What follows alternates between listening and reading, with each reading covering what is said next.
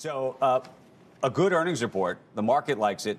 I don't know how much the market liked the last quarter versus what they really, I think, probably like is the guidance for next quarter at a time when a lot of people are starting to worry about what the next quarter looks like. How much do you think what's happening at Uber, I want to get into all the numbers, though, is a barometer of the larger economy? Well, I think it definitely is a reflection of where the economy is going, where the consumer, and especially the U.S. consumer, remains strong, and they're spending, and they're moving a bunch of their spending from essentially retail to services. And we are in the service sector, right? If you're going out to restaurants, cities are opening up, you're taking Ubers, and Uber Eats growth continues at a strong pace as well. It adds up to gross bookings of $29 billion, up 32% on a constant currency basis.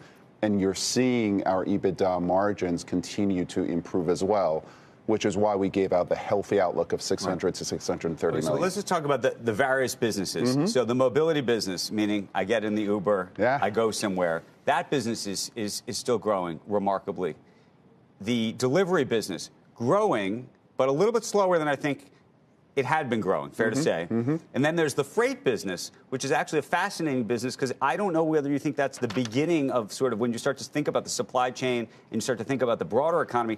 That was the slower part of the business. Yes, and we've always talked about Uber being an all-weather company, whether things are reopening or closing. Right now, the mobility business is incredibly strong. EBITDA margins at all-time high, 6.6% of gross bookings. And delivery continues to grow. We actually accelerated a little bit off of Q2. And what we're really focused on delivery is profitability. The profitability of that business is improving radically. EBITDA of $181 million in the quarter. And we will keep pushing. Freight is absolutely feeling the effects of shipping costs coming down. Ultimately, that's good for the industry at large. Okay.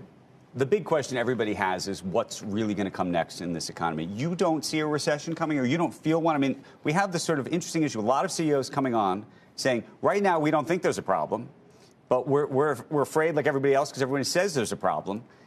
Big tech obviously has had a problem. The advertising world has had a problem. You're getting into the advertising business. We can talk about that in a second. But you look out to 23 and you think what? We are being cautious. When we look at our own business, we feel tailwinds, right? Mobility opening up, the growth there has been dynamite, over 40%. And the delivery business is sticky, 13% growth this last quarter, constant currency. We are operating on a cautious basis, even though if the world were just an Uber world, we'd be celebrating because the business is incredibly strong and the outlook for Uber itself is stronger.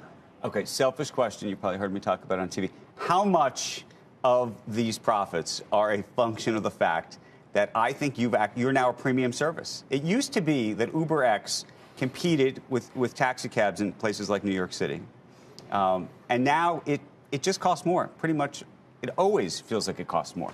Well, prices... And I know you have New York City taxi cabs on the platform. Yes. So prices definitely have come up. Although I will tell you that the number of drivers that we have now on a worldwide basis is at an all-time high.